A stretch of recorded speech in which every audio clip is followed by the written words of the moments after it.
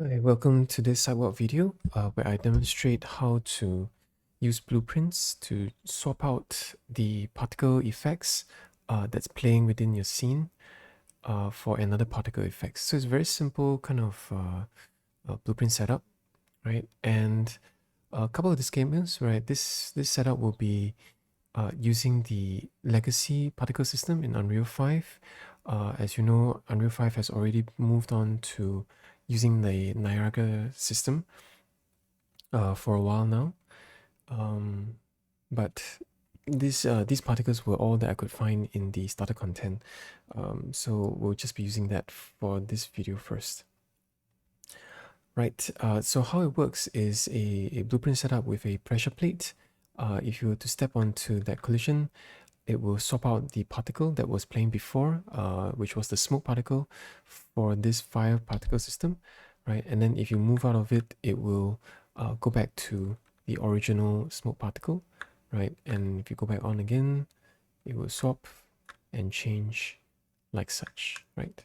Okay, so let's begin. I will start off with a demo without explanation, then I'll go into a detailed breakdown.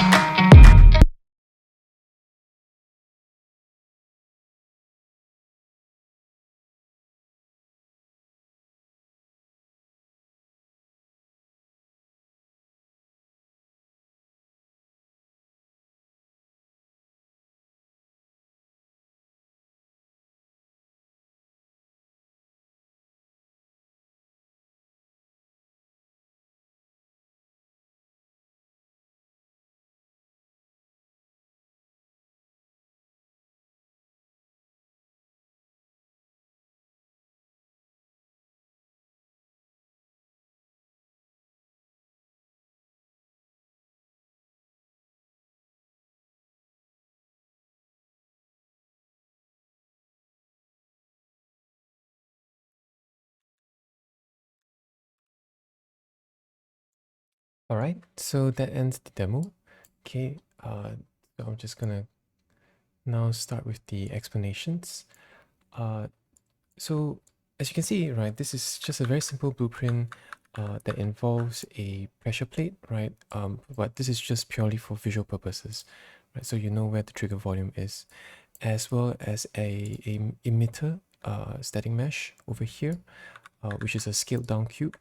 Again, for visual purposes, so you know where the particle system is going to spawn from. What's most important is this trigger volume over here, right, which we'll use to fire off the events. And this blueprint is set up, right, with a event begin play node, which means that once you place the blueprint in the level, and once you start playing the game, this will fire off first to start the particle system off, right? So it begins by adding a particle system component, right, to itself, which is the same as me going over to this node over here and adding a particle system here manually myself, right? So it does this via this blueprint, okay? And then after that, uh, the return value is promoted to a variable called flame particle. So by having this variable, I'll be able to refer to it later on when I change the template. So after I've created this variable, after I created this particle system component, I will make sure that this variable is set, and then I will set the template to this particle system component. So for this set template node, I'm able to define the template that I want to change it to, right? Which is the first particle system here that I've chosen. Then the next thing to do is to set its relative transform. So within this blueprint, I want the particle system to spawn where the emitter mesh is. So I did a get setting mesh emitter, and from it I dragged out a get relative transform. So get relative transform typically looks like this.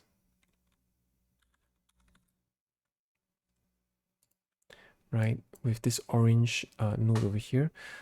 So if I had plugged in this value directly into the position here, I would have also carried over its scale value, right? So as you know, I scaled down the size of this cube over here to 0.1. So this would have affected the particle system as well.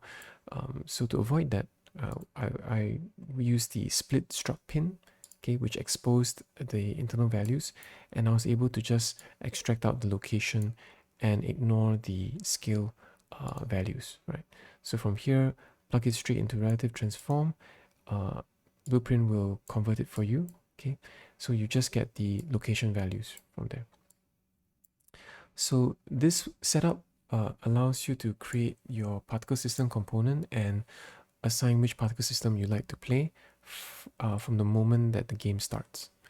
Next up is to use the trigger volume to change the particle system. So this part here is very simple. You just have to reuse the set template node and set it to the new particle system that you want, and just make sure that the variable that we created before was referenced. So the other thing to take note of is that I created a kind of a check system over here to make sure that the trigger volume doesn't kind of fire off unnecessarily. So we want to check if the player is indeed standing inside the volume, and when the player is outside the volume.